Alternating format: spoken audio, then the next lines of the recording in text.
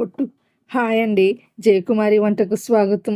ఈరోజు మన వంటలో బొంబుడాయిల ఇగురు ఎలా చేయాలో మీకు చూపిస్తానండి. ఇలా చేస్తే చాలా రుచిగా వచ్చిందండి. ముం- ముందుగా బొంబుడాయిల్ని క్లీన్ చేసి తీసుకున్నానండి. ఇప్పుడు పాత్రలో 50 గ్రాముల చింతపండు తీసుకుని చింతపండు కడిగి నానబెట్టి పక్కన ఉంచండి. 3 ఉల్లిపాయల్ని సన్నగా కట్ చేసుకోండి. 4 పచ్చిమిర్చి నిలువుగా కట్ చేసుకోండి. ఇప్పుడు స్టవ్ పై కడాయి పెట్టుకుని 2 టేబుల్ స్పూన్లు ఆయిల్ వేసుకోండి. నూనె వేడయ్యాక పచ్చిమిర్చి వేయండి. పచ్చిమిర్చి కొద్దిగా వేగాక ఉల్లిపాయలు కూడా వేసేసుకోండి. ఇవి కొంచెం వేయించి తగినంత ఉప్పు, పావు టీ స్పూను పసుపు, 1 టీ స్పూన్ అల్లం వెల్లుల్లి పేస్ట్ వేసి బాగా ఫ్రై చేయండి. అడుగు మాడిపోకుండా స్టవ్ మీడియంలో పెట్టుకుని వేయించుకోండి. ఇవి కొంచెం వేగాక కొంచెం కరివేపాకు కూడా వేసుకుని కలుపుకోండి. కరివేపాకు కూడా వేసిన తర్వాత 2 టేబుల్ స్పూన్లు కారం వేసి అంతా బాగా కలుపుకోండి. కారం వేసిన తర్వాత కూడా 2 నిమిషాలు వేయించండి.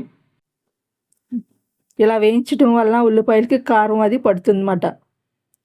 మనం ముందుగా నానబెట్టిన చింతపండు రసం కూడా దీనిలో వేసుకుందామండి. ఇప్పుడు దీనిలో ఎక్కువ వాటర్ అయితే అవసరం లేదండి, ఎందుకంటే మనకు ఇవి చిన్నవి కాబట్టి ఇగురుగా ఉంటే బాగుంటుంది.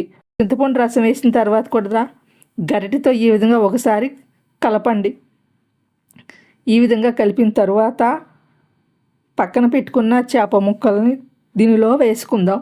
చేప ముక్కలని ఈ విధంగా వేసుకుని ఒకసారి బాగా గరిటెతో కలుపుకుని ఇప్పుడు మూత పెట్టి స్టవ్ మీడియంలో ఉంచి మధ్య మధ్యలో ఎగిరిందో లేదో చూసుకోండి. ఇప్పుడు మూత తీసి చూద్దామండి.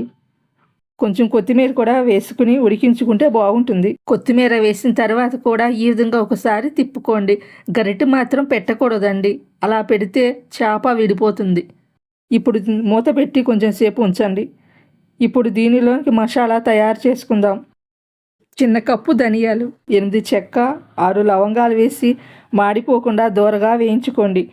ఇలా వేగిన తర్వాత ప్లేట్లోకి తీసేసుకుని చల్లారిన తర్వాత మిక్సీ పట్టుకోండి. ఇప్పుడు మూత తీసి చూద్దామండి. దీనిలో పులుసు ఎగిరిపోయిందండి, ఆయిల్ సపరేట్ అయింది. ఉల్లికాడలు కొంచెం వేస్తున్నాను.